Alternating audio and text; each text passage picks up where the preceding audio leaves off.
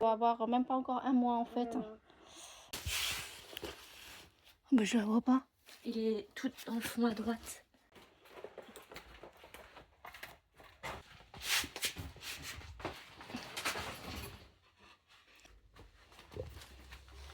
Alors maman. Oh là là. Okay. Vétérinaire là du coup.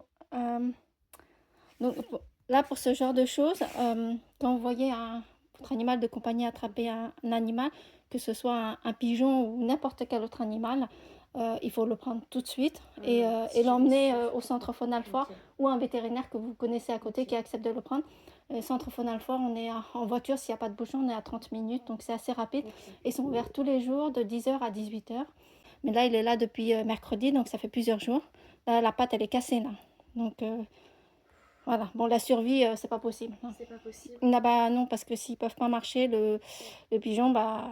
Du coup, je vais direct chez les vétérinaires avec lesquels je travaille. Malheureusement, dans ce cabinet vétérinaire, j'ai qu'une seule vétérinaire qui est plutôt sensibilisée aux pigeons et qui accepte de me recevoir, sauf qu'aujourd'hui, elle travaille pas. Elle est bientôt en retraite, d'ailleurs.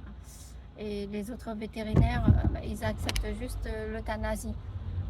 De toute façon, pour ce petit pigeon, vraiment vu la patte comment elle est, c'est vraiment l'euthanasie la solution, quoi, en fait, parce que s'il y a des soins à faire, c'est extrêmement élevé et je sais même pas si s'il va pouvoir s'en sortir. Bah, après, il faut trouver l'adoption et tout ça. Et là, c'est pas possible pour moi qui gère énormément de pigeons d'investir autant de temps et d'argent pour un seul pigeon. Donc là, je vais le déposer et il y aura une euthanasie qui va être pratiquée sur le pigeon. Mais c'est une euthanasie, je choisis toujours ce cabinet parce que ils le mettent dans un caisson, il y a un gaz qui l'endort et ensuite elle fait la piqûre. Donc c'est vraiment sans douleur. C'est une mort douce. Là, ce pauvre petit bébé pigeon qui a à peine 3 mois, il a eu la patte complètement retournée. Le chien a dû le massacrer.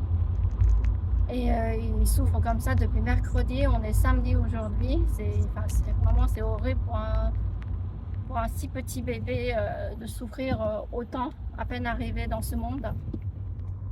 Et de toute façon, le monde tel qu'il est pour les animaux en général et pour les pigeons en ville, c'est vraiment de la survie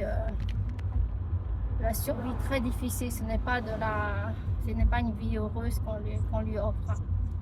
On peut s'occuper bien d'un pigeon si on est une personne qui récupère occasionnellement et qui s'occupe d'un pigeon, on l'adopte et on s'occupe de lui à vie.